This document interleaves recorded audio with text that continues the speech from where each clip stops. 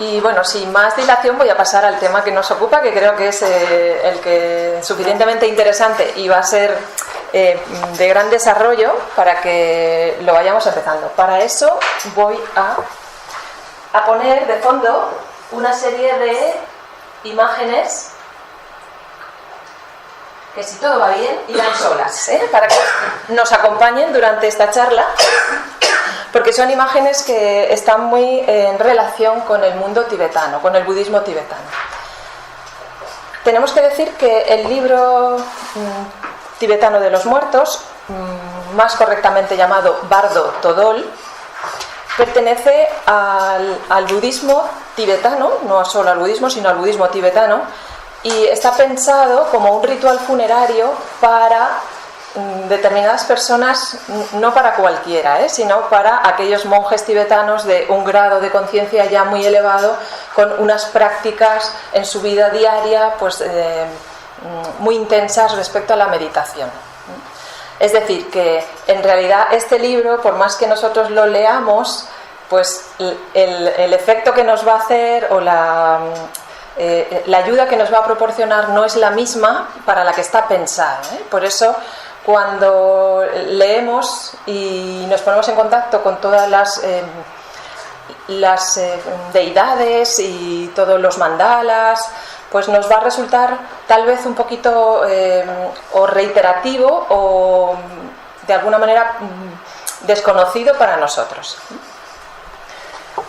Vamos a hacer un poquito de repaso, introducción histórica. Tíbet es un lugar que, como muchos de vosotros sabéis, hasta que en el 1950 fue invadido por China, era un lugar relativamente inhóspito y aislado. Tan aislado que, aunque Buda nació en el siglo VI a.C., el budismo llegó a Tíbet en el siglo VII después de Cristo. Es decir, había pasado una friolera de muchos siglos. Y cuando entró en el Tíbet, se amalgamó, se fusionó con la cultura chamánica que existía previamente, que era una cultura Bon. De forma que por ello el budismo en el Tíbet tiene unas características muy peculiares, porque está como fundido, fusionado con todas las creencias previas. De eso se ocupó Padmasambhava, que Padmasambhava fue el que supuestamente le debemos la escritura de este libro, el Bardo Todol, del que vamos a hablar. Padmasambhava, a pesar de que en el siglo VII ya había entrado el budismo en el Tíbet, el budismo arraigó en el Tíbet gracias a Padmasambhava en el siglo VIII, porque Padmasambhava decidió o fue más amable en su intento de introducción del budismo, y entonces, como decimos, amalgamó todos los conceptos budistas con la religión animista previa, que era la religión Bon. Entonces cuentan que Padmasambhava escribió este libro, el llamado Bardo Todol, pero dado que era una época todavía en donde el budismo no estaba asentado y había algunas persecuciones, decidió esconderlo, de manera que el Bardo Todol se escribió en vida de Padmasambhava y fue ocultado en una gruta, bueno, en algún sitio. De manera que en el siglo XIV otro lama, llamado Karmalimpa, fue el que lo descubrió.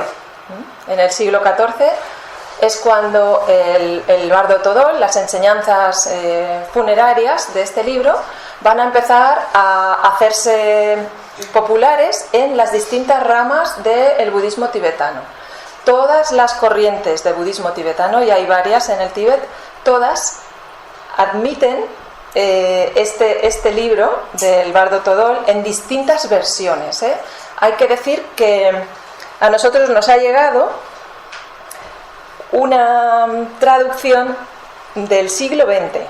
En el 1927, un lama llamado Kazi Dawu Sandup decidió divulgarlo a Occidente y entonces lo tradujo al inglés. Es decir, que nosotros conocemos estas enseñanzas del Bardo Todol divulgadas a Occidente y de una manera que tal vez no sean las enseñanzas completas desde el siglo XX. Vamos un poco a explicar qué significa Bardo Todol. Bardo significa un estado intermedio o un estado de incertidumbre, es decir, una transición. Cuando nosotros morimos se produce un momento intermedio para los budistas entre el siguiente nacimiento, es decir, que nosotros estamos encarnados, desencarnaremos, perderemos el cuerpo, pero los budistas entienden que lo que espera detrás de la muerte es un siguiente nacimiento, a menos que ocurra la liberación de la rueda de reencarnaciones que es llamada samsara. Entonces, los budistas tienen una idea, un concepto que es el samsara, que es la rueda de reencarnaciones, y de lo que se trata es de liberarse de ese ciclo interminable de una encarnación, un periodo de descanso, otra nueva encarnación, etc. De hecho, sabéis que el Buda es el primero dentro de la religión budista, se liberó y llegó a nirvana. Entonces, nirvana es la condición de haber salido de la rueda de renacimientos o samsara. Y por tanto este libro, el Bardo Todol, que significa el estado intermedio, las enseñanzas transmitidas por medio de la escucha para liberarnos durante el estado intermedio. Fijaros que, qué altas expectativas. Es decir, que en el momento de la muerte poder liberarse de las encarnaciones y pasar directamente a nirvana. Esto es lo que pretende este libro.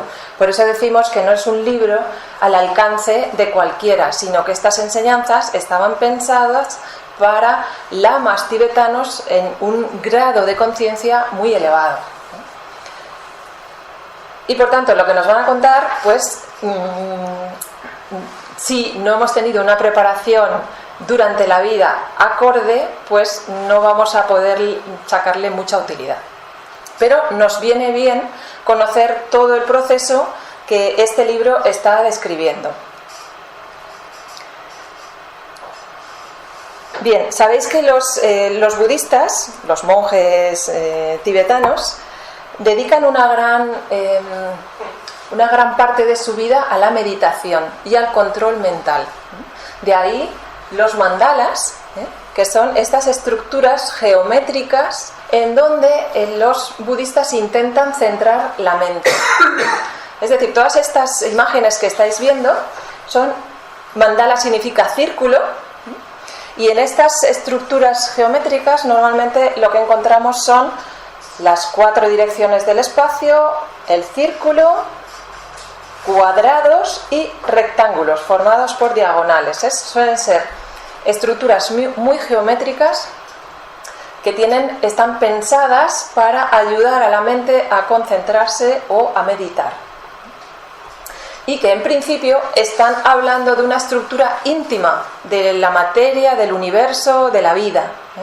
Y que la intención es que nos hagan resonar, que algo en nosotros comprenda que eso que está viendo, esas imágenes, en realidad son, valga la redundancia, la realidad misma.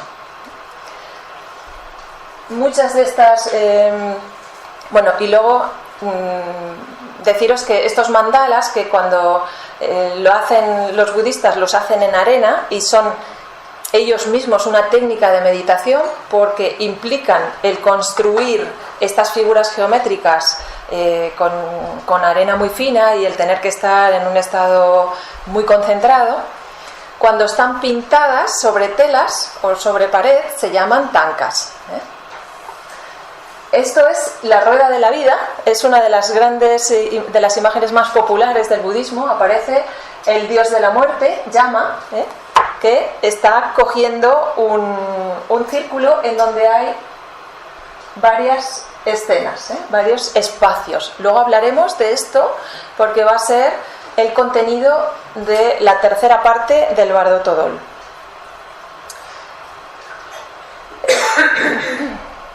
Bien, ¿qué es lo que consideran? ¿Qué es lo que pretende el Bardo Todol? El Bardo Todol pretende que nosotros pasemos por el estado de la muerte de manera consciente y que nos demos cuenta de que lo que va a suceder y lo que vamos a ver en el mundo de la muerte es una ilusión. Entonces, todas las enseñanzas que nos va a dar el Bardo Todol es para descubrir que todo lo que vamos a ver durante la muerte es ilusorio, es como una pesadilla, como algo que no tiene realidad, y que podríamos salir de ella, igual que salimos de una pesadilla o de un sueño, si descubrimos que no es verdad. Por eso veréis, conforme vayan apareciendo las imágenes, veréis que hay muchas de las imágenes del budismo tibetano son desagradables, están haciendo referencia a deidades monstruosas, feas, con colmillos, chorrean sangre, son espectrales, intentan hacernos sentir pavor. Una de las intenciones de estas imágenes es que el monje o aquel que hace meditación se acostumbre a familiarizarse con esas imágenes para que no le causen miedo. Y que luego, cuando las vea en el otro plano, en el plano de la muerte, pueda resistirlas. En realidad, el proceso de la muerte para los budistas tibetanos consiste en resistir mentalmente lo que vamos a ver. Es un ejercicio de valor, de fuerza, y para eso es la preparación que ellos tienen a lo largo de su vida. Los budistas hablan de 5 agregados. Es decir, que para los budistas el ser humano no sería una única cosa, sino que sería un conjunto de 5 agregados. Y esos 5 agregados que están juntos durante la vida, cuando llega el proceso de la muerte, empiezan a disociarse o a disgregarse. Y lo que va a ocurrir es que hay, podríamos decir, sucesivas muertes. Hay como varias etapas en donde el ser humano se va despojando de alguna de esos agregados, hasta que queda la conciencia tal cual.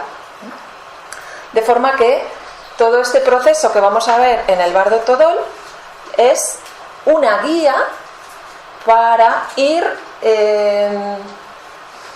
asimilando ese proceso y no asustarnos, ni no entrar en la inconsciencia. Una de las palabras que más se repiten en el bardo es el síncope o el desvanecimiento. ¿Sabéis cuando alguien se marea y le da un síncope? Se cae, se pierde la conciencia. Bueno, pues en la muerte ocurre eso como un mecanismo de defensa. En la conciencia se va, se produce un desvanecimiento porque la persona no puede soportar ese impacto. Claro, los lamas lo que pretenden es soportar todo eso de manera lúcida y pasar por todos esos estados de manera lúcida. Para ello, lo que requieren es el ser conducidos o guiados por un lama que va a estar al lado de ellos durante el proceso de la muerte y les va a ir hablando y recitando todo este libro tibetano de los muertos o Bardo Todol, que para un budista tibetano pues lo ha escuchado múltiples veces, porque es una enseñanza que de manera reiterada va escuchando y en donde en todos los funerales de todas las personas de la comunidad se recita, de forma que es un texto que ya tiene muy incorporado. Se cuenta que los lamas asisten al proceso de la muerte y de la persona que está en ese trance y guían, pero desde un estado en donde ellos saben lo que le está pasando al muerto. Es decir, que esa guía es una guía en donde ellos tienen unas capacidades extrasensoriales tan desarrolladas que pueden ayudar desde el otro plano, no desde este plano, desde el otro plano. Bien, entonces a esto se le llama la transferencia de la conciencia. Es decir, el Bardo Todol intenta lo que se llama en términos tibetanos fowa o foja, que es una transferencia de la conciencia. Que quiere decir, saquemos la conciencia del cuerpo que se muere. Es decir, el cuerpo se va a morir, si te quedas con la conciencia atrapada en el cuerpo, te mueres. Entonces lo que hay que hacer es subirla. Eso es como si está llegando la inundación. ¿Puedes pasar y sentarte si quieres? Si está llegando la inundación que subes un pisito más, ¿no? O si llega el fuego a la planta 1, te subes a la planta 2 y luego te subes a la planta 3, pues esto sería un poco igual. Lo primero que ocurre en la muerte es que el cuerpo se separa del alma o del resto de agregados. De manera que si nuestra conciencia está en lo sensorial, en los 5 sentidos, se va a morir ahí. Esto es muy interesante porque a lo largo de esta charla voy a hacer algún paralelismo con el libro tibetano egipcio, el libro egipcio de los muertos, y también con Platón, para que veáis cómo en distintas culturas ha habido un conocimiento del mundo de después de la muerte que tiene ciertas similitudes. Platón decía que aquel que se aferra a una silla vive tanto como vive la silla. Es decir, esto es como el que tiene un coche y lo cuida tanto y el día que se estrella el coche o le pasa un accidente cree que se muere porque ha perdido lo que era la razón de su vida, ¿no? Pues lo mismo pasa con el cuerpo. Las personas que tienen una vida muy material mueren cuando muere el cuerpo, porque como su conciencia no puede salir de ese cuerpo, no tienen ninguna posibilidad de inmortalidad, por así decirlo. Por tanto, ¿qué es lo que hacen estas antiguas tradiciones? Pues dicen, vamos a ayudarle a la conciencia a transferirse a otros lugares más sutiles cada vez, de forma que en ese proceso en donde vamos perdiendo cada uno de estos agregados, la conciencia no muera atrapada ahí, sino que se vaya colocando en otro lugar. Todo eso es un proceso obviamente muy complicado, porque lo que ocurre en un estado en donde no hay cuerpo es que la mente tiene que saber y dirigir todas las imágenes que está viendo. Por eso estas religiones y muchas de las prácticas de todos estos pueblos han sido el intentar en vida el llegar a una especie de desapego. Bueno, vamos, si os parece, a ir paso a paso por el Bardo Todol y explicaros un poco cuáles son las etapas que marca el Bardo Todol. Nos va a hablar de 3 estados intermedios o 3 bardos. Un bardo que ocurre en el momento en donde la persona está a punto de morir. Minutos antes o horas antes y horas después. Es eso que ocurre alrededor del momento en donde el médico certifica la muerte. Ese sería el primer estado. Luego habría, y ese estado se llama Chikai Bardo. Luego habría un segundo estado que es un estado en donde la conciencia va a tener que hacer frente a muchas imágenes muy distintas, algunas muy bonitas, otras muy horrorosas. Entonces se va a enfrentar a una especie de dualidad de cosas así como muy sorprendentes. Ese es el Chonit Bardo, ahora hablaremos de él. Y por último vendría el Sitpa Bardo, la tercera fase, en donde se va a ocurrir el juicio al muerto. Espero que os acordéis del libro egipcio de los muertos, donde se habla del peso del corazón, el tribunal de Osiris, el juicio de la muerte, y que os acordéis de Platón cuando habla en el mito de de que cuando llegan las almas muertas a la llanura primera, ahí se produce un juicio. Entonces, el juicio es algo que aparece en todas las culturas, el juicio de después de la muerte, en donde a la persona se le va a juzgar por sus acciones durante la vida. Y esas acciones van a condicionar en qué lugar, en qué loka, que es un término sánscrito que significa lugar, en qué lugar va a permanecer hasta su siguiente encarnación.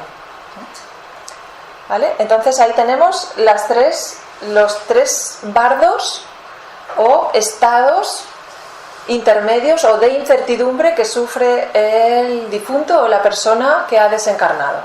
Un primer bardo, dice el texto, en los 3 días y medio que siguen a la muerte, un poquito, unas horas antes y hasta 3 días y medio después.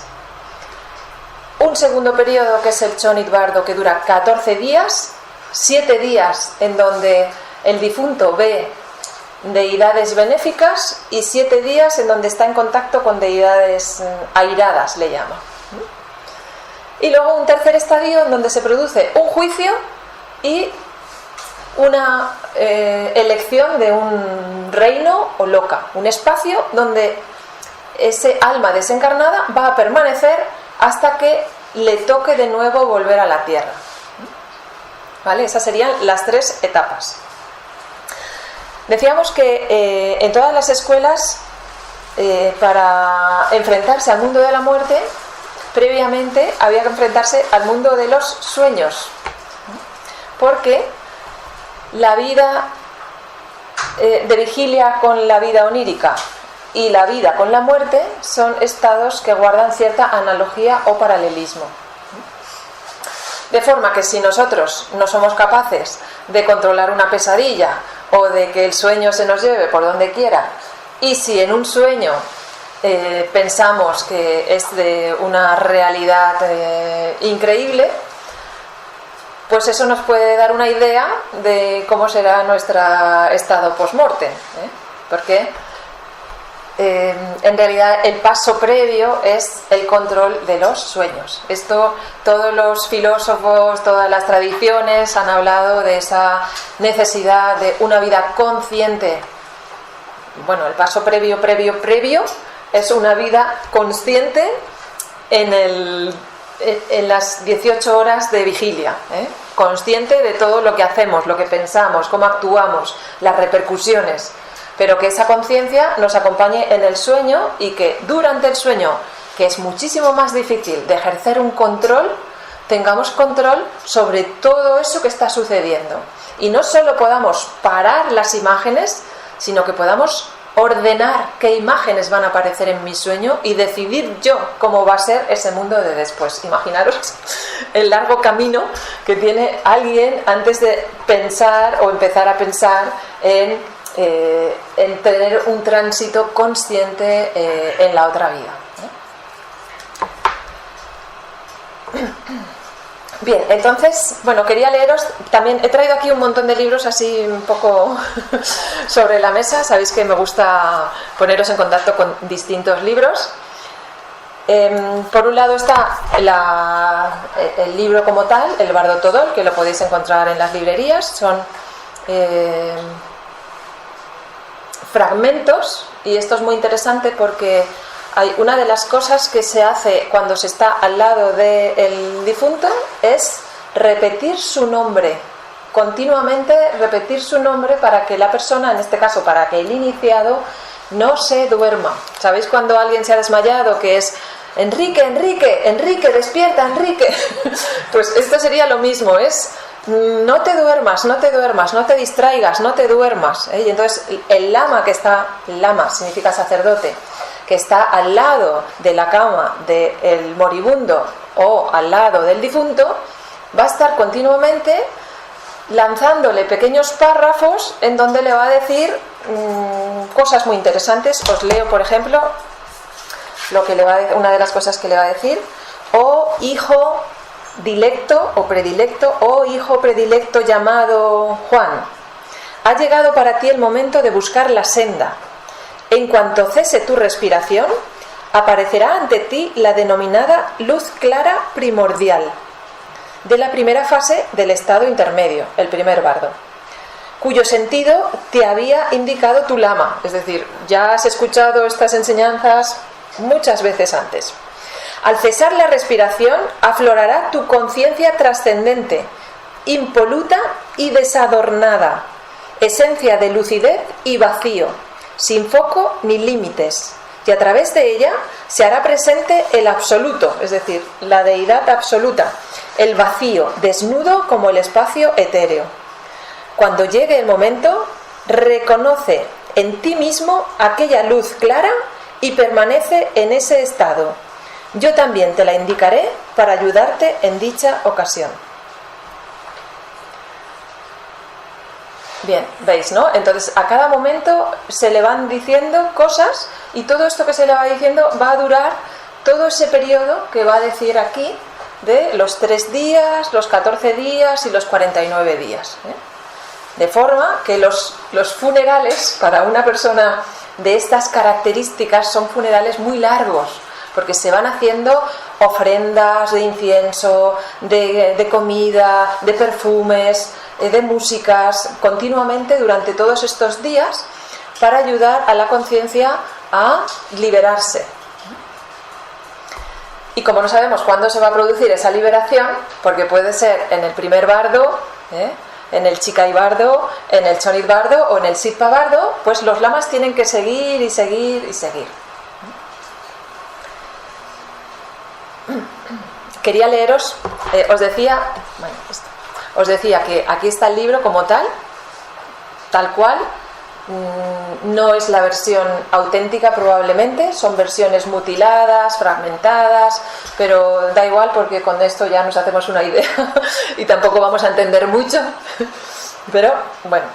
Pero hubo un lama muy erudito, muy santo, llamado Sogal Rinpoche, que escribió este libro para ayudar a todos los budistas occidentales y a todo el público occidental a comprender qué es lo que está queriendo decir el libro tibetano de los muertos, ¿eh? Y por eso le llama el libro tibetano de la vida y de la muerte, porque hay un dicho tibetano que dice: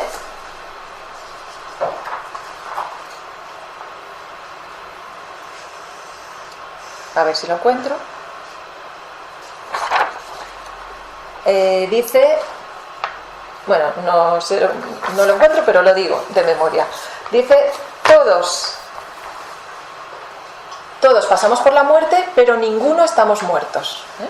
Es decir, la muerte sería un estado de disolución material, pero la muerte no existe. Entonces todos tenemos que pasar por el tránsito de la muerte, pero ninguno vamos a estar muertos, ¿eh? Esto es un poco lo que dice el Bardo Todol. Y este monje nos escribió este libro para explicarnos todas estas fases y cómo se preparan los lamas tibetanos durante la vida, cómo meditan, cuáles son los ejercicios de concentración, para que todo este proceso sea más consciente. Entonces os voy a leer unas palabras iniciales de lo que dice el lama, ¿eh?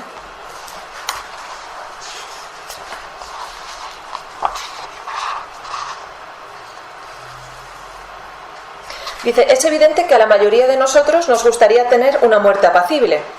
Sin embargo, también está claro que no podemos esperar morir así si nuestras vidas han estado impregnadas de violencia o si nuestras mentes han estado agitadas predominantemente por emociones como la ira, el apego o el miedo.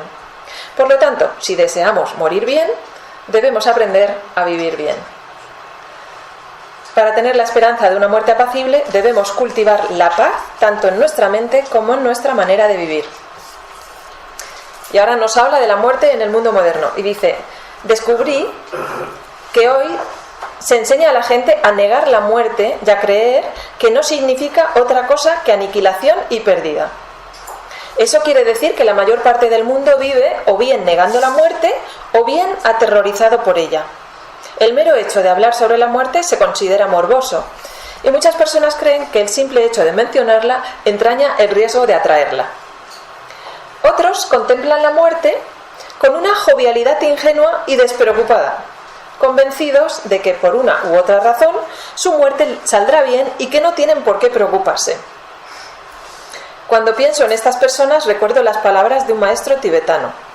La gente suele cometer el error de tomarse la muerte a la ligera y pensar, bueno, al fin y al cabo le sucede a todo el mundo. No es gran cosa, es un hecho natural, todo irá bien. Esa es una teoría muy bonita hasta que llega el momento de la muerte.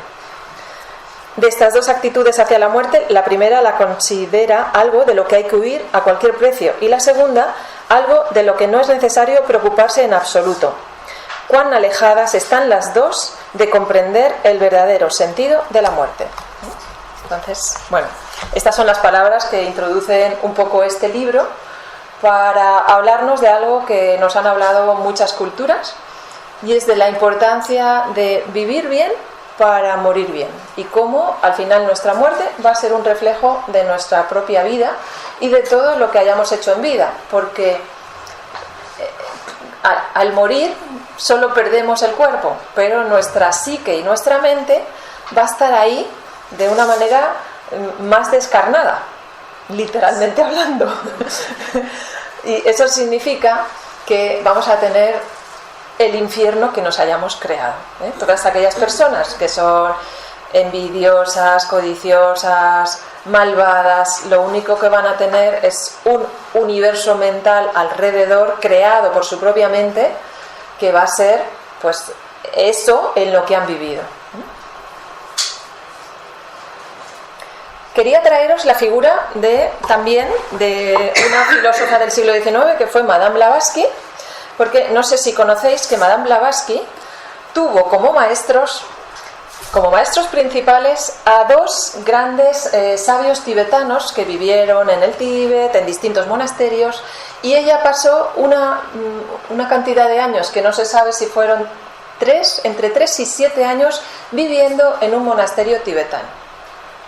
Esto quiere decir que luego todas las enseñanzas que Madame Blavatsky dio al mundo en parte proceden de todo lo que aprendió durante ese tiempo en el Tíbet, y son enseñanzas totalmente en sintonía con lo que pueda ser el Bardo Todol. Por eso también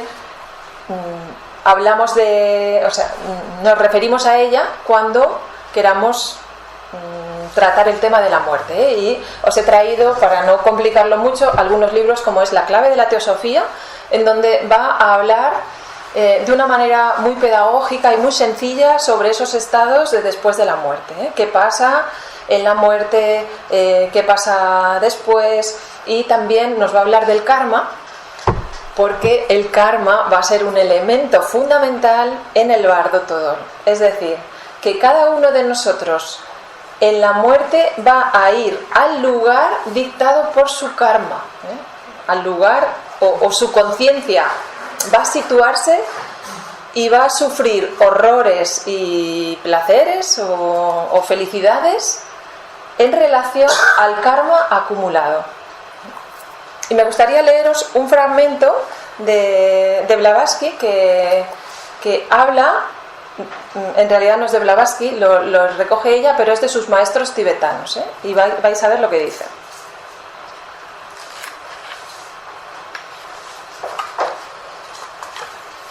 ¿Qué decían estos maestros? Dice: en el último momento, toda la vida se refleja en nuestra memoria y emerge de todos los rincones y las esquinas olvidadas, imagen tras imagen, un suceso después de otro.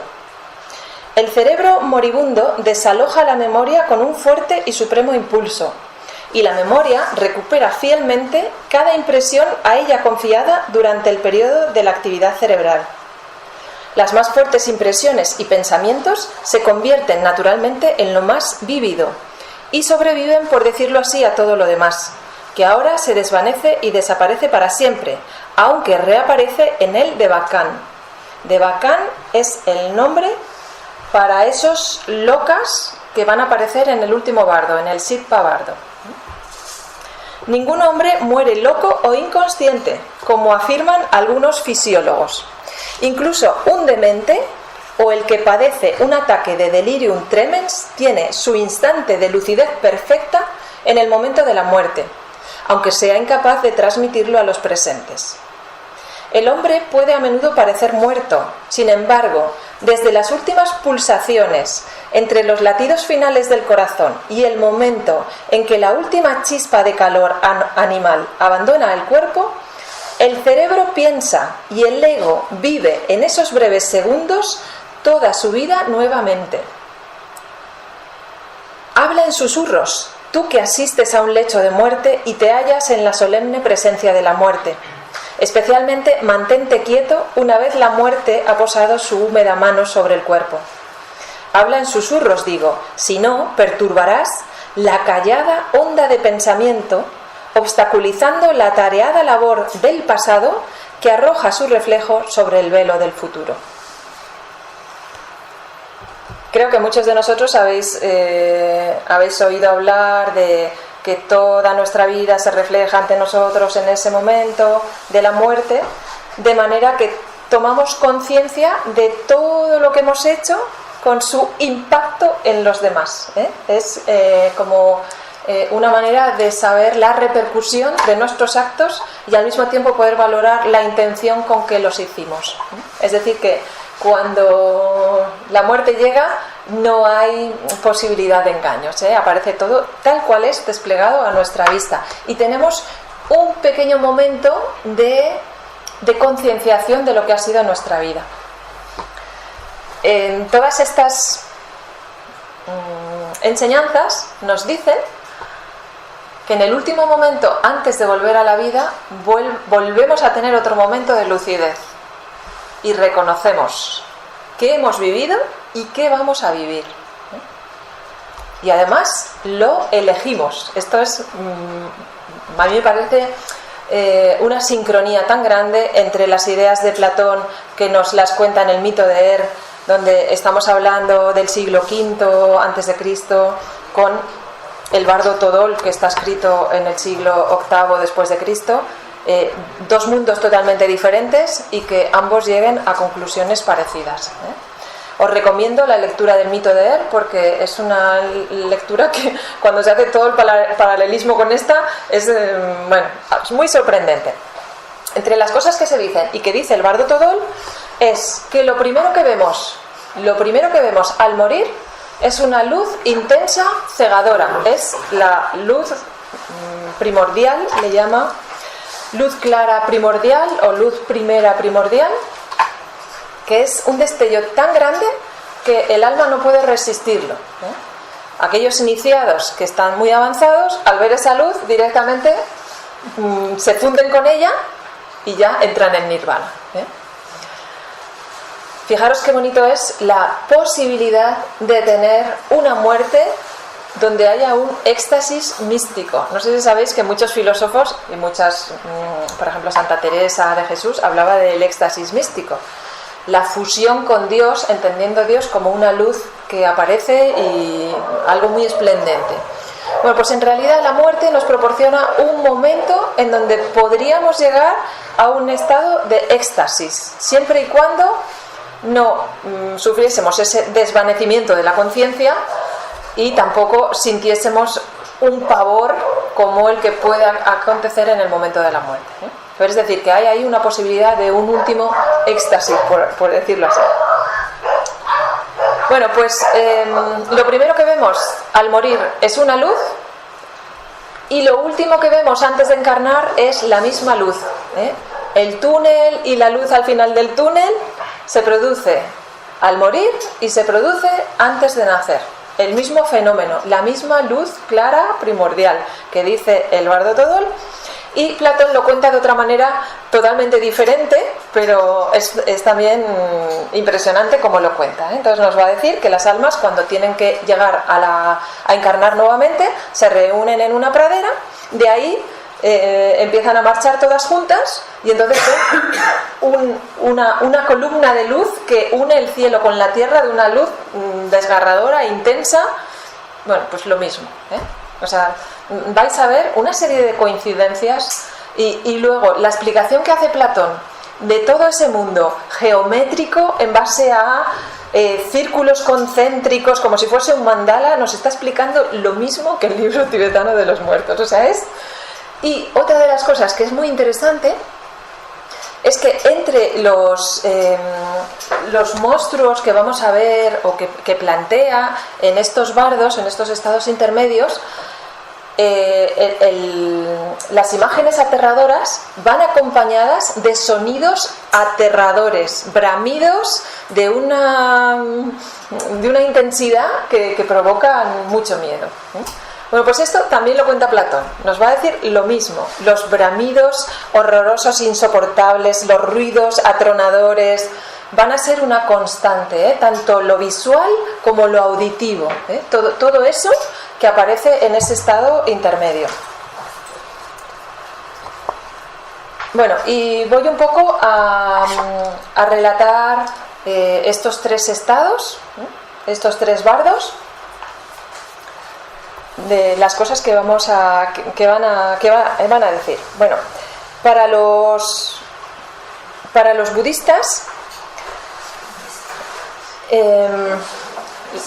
los budistas van a considerar el momento de la muerte como un momento, como hemos dicho, en donde hay que tener un especial cuidado, no se puede llorar, hacer ninguna manifestación de dolor, porque cuando el difunto, la persona que ha fallecido, se separa del cuerpo, empieza a tener unas como capacidades clarividentes y de clariaudiencia, de manera que es capaz de saber lo que están diciendo, pensando, sintiendo todos aquellos familiares y seres queridos, y puede transferir su conciencia o puede estar viendo todo lo que está pasando. Entonces, si se generan situaciones de mucho dolor, donde las personas están sumidas en ataques de llanto, eso hace que el difunto tenga un poco de más problemas, ¿no?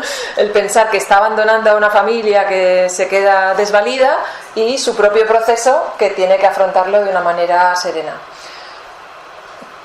Es por tanto que en el bardo Todol, este primer estadio intermedio, se hace mucho hincapié en el estado que tienen que tener las personas que acompañan a ese difunto, y cómo tiene que haber una serenidad muy grande, en donde no tiene que haber eso, como ningún estado ni de despreocupación extrema ni lo contrario, ni de llantos excesivos, sino algo sobrio, sereno, tranquilo, porque esa es la mejor manera de no perturbar todo el proceso que está siguiendo el fallecido. Bueno, y ya digo que este bardo, el Chikai bardo, presenta dos momentos. Una primera luz clara primordial, en donde se le dice al difunto síguela, y si la sigue y se funde con ella, ya se ha liberado. Si entra en un desvanecimiento porque no puede soportar esa visión, todavía dentro de estos 3 primeros días tiene la posibilidad de encontrar otra luz que le llama luz clara secundaria, y también podría, como un reflejo de esa primera luz, y también podría alcanzar la liberación así, en esos primeros 3 días, inmediatamente después de la muerte. Decíamos que si esto no sucede, entonces pasamos al Chonit bardo, también llamado el bardo del Dharmata, el bardo del Dharma, de la realidad. Sabéis que Dharma significa la ley, frente a la naturaleza ilusoria y transitoria, a la impermanencia de todo lo material, estaría lo real, que es el Dharma. Entonces este bardo es... Este segundo estado es el bardo de Dharmata, en donde lo que la persona va a descubrir es un mundo. Tiene 4 etapas, pero las 2 fundamentales son las que hemos dicho. Del día 1 al 7 es donde aparecen 42 deidades pacíficas, y en los siguientes 7 días, del 8 al 14, van a aparecer las deidades airadas. Y entonces lo que nos va a decir el bardo Todol es que estas deidades airadas son la misma que la deidad pacífica. Es como la contraparte, pero es la misma visión. Y el ser humano que ha superado la dualidad, la mente que supera la dualidad, no va a sentir que son dos diferentes, una buena y una mala. Entonces, pero aquella conciencia que todavía es imperfecta, pues va a sentir esa dualidad. Pero en realidad es lo mismo, son como dos caras de una única cosa.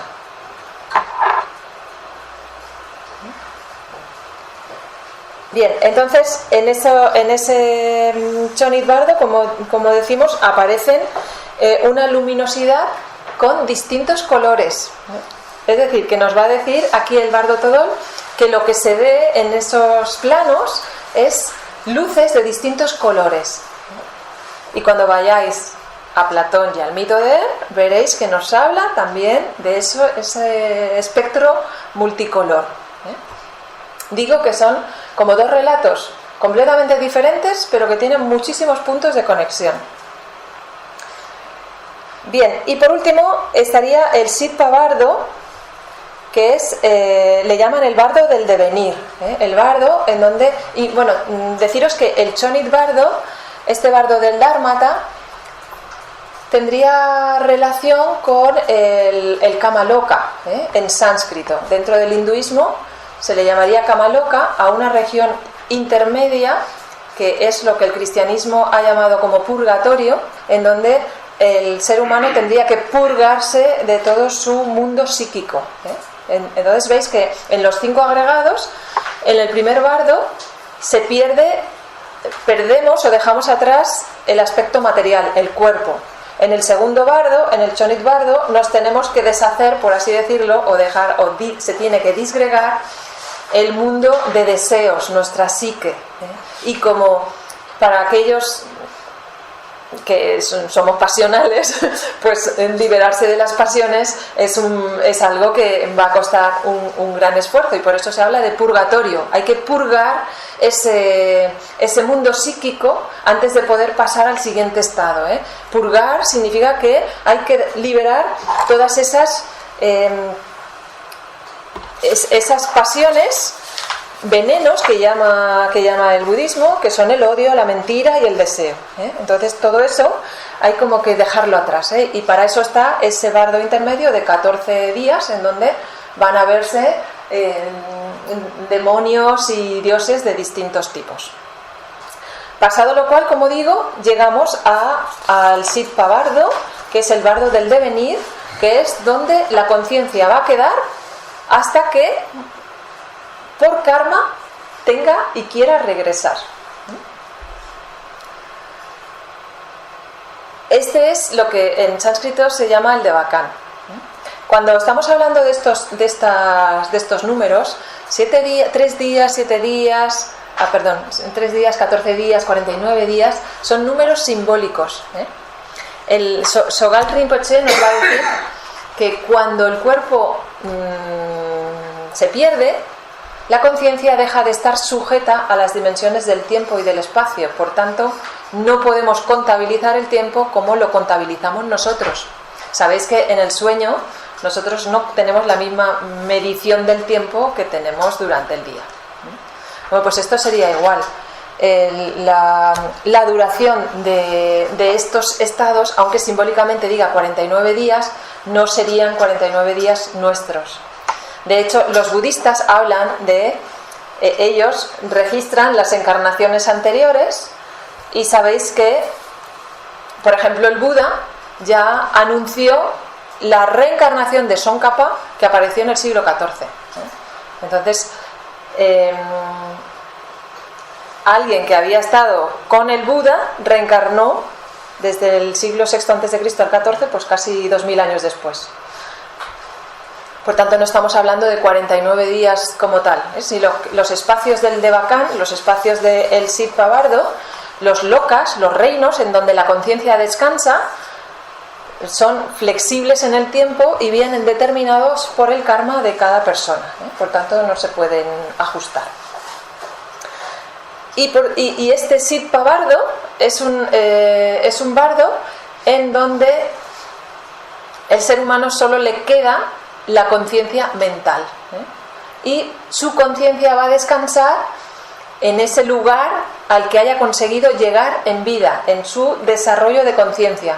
Por eso el Shitpa bardo nos va a hablar de 6 reinos y nos dice: hay un reino del inframundo, un reino de los espíritus, bueno, no sé cómo le llama, un reino de los animales, un reino de los semidioses, un reino de los humanos, un reino de los dioses. Es decir, distintos tipos de conciencia, con una conciencia divina muy celeste, una conciencia humana, una conciencia muy grosera, muy animal, una conciencia perversa, una conciencia, distintos grados de conciencia. Entonces el ser humano queda ahí hasta que tiene que volver a la tierra en ese estado, en ese reino. Os voy a leer un poquito del juicio para que veamos en este Shitpa bardo.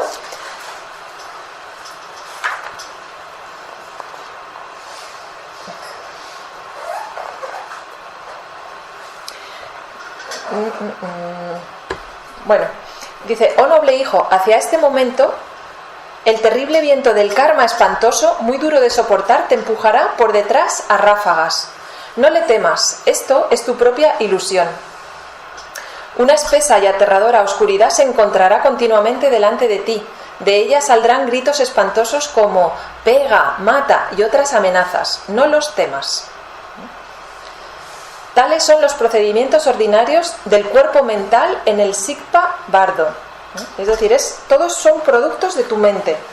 En este momento, tanto la pena como la alegría dependerán de tu karma. Dice: es entonces cuando llega el momento de presentarse delante de los señores de la muerte. Llega el momento del juicio y hay 2 genios, un genio bueno y un genio malo, que van colocando nuestras acciones buenas y nuestras acciones malas. Y entonces colocan las buenas como piedras buenas, que las va depositando el genio bueno, y las malas como piedras malas. Dice: en ese momento la conciencia del ser humano intenta justificarse diciendo: yo no he cometido ninguna mala acción. Pero el Señor de la Muerte, el Dios llama, dice: consulta el espejo del karma. Es decir, hay un espejo donde están todas las acciones registradas y nadie puede borrar, mentir, engañar, porque no hay nada más que ir al espejo y verlas. Y entonces dice: fijaros qué duro es este juicio, porque en este juicio el verdugo del Dios de la Muerte va a infligir torturas en el cuerpo del difunto, que como no tiene, no le puede hacer nada. O sea, es el cuerpo, no es uno. Dice: cortándole la cabeza, arrancándole el corazón, comiéndole la carne, royéndole los huesos. Dice el bardo Todol: estos suplicios repetidos, o sea, se rememora una y otra vez la muerte y se le causan suplicios al cuerpo muerto. Dice: estos suplicios repetidos te causarán un dolor y una tortura intensos. Pero aún en el momento de contar las piedras, no te asustes ni aterrorices. No mientas ni temas al Señor de la Muerte. Tu cuerpo, que es solo un cuerpo mental, ya no te queda cuerpo físico, ya no te queda cuerpo psicológico, de emociones, solo te queda un cuerpo mental. Tu cuerpo, siendo un cuerpo mental, es incapaz de morir, aún decapitado y hecho pedazos. En realidad, tu cuerpo es de la naturaleza del vacío. No tienes necesidad de temer. El Señor de la Muerte es tu propia alucinación. Entonces, veis, está diciendo, esto son enseñanzas muy duras que tiene que resistir, obviamente, aquellos iniciados, estos lamas que ya tenían un gran dominio de su mente, y que eran capaces de estar delante de las escenas más horrorosas y guardar la calma y entender que eso no soy yo. Es un proceso de desidentificación que implica el que se está disolviendo todos esos cuerpos mortales para que al final solo quede la conciencia que es inmortal, y esa es la conciencia que va a mantenerse, como digo, durante todo el devenir hasta que sea el momento de tomar cuerpo nuevamente. Bien, Y vamos a ver si encontramos algún fragmentito de cómo, bueno, esto es muy, muy interesante porque llega un momento en donde ya la persona ha estado el tiempo que tenía estipulado en ese Devacán, en ese Loka, en uno de esos 6 reinos, que, bueno, en algún momento han aparecido cuando aparece el Señor de la Muerte, si no luego podemos pasar y buscarlo. Uno va a estar en ese estado de conciencia hasta que el karma le obliga otra vez a volver.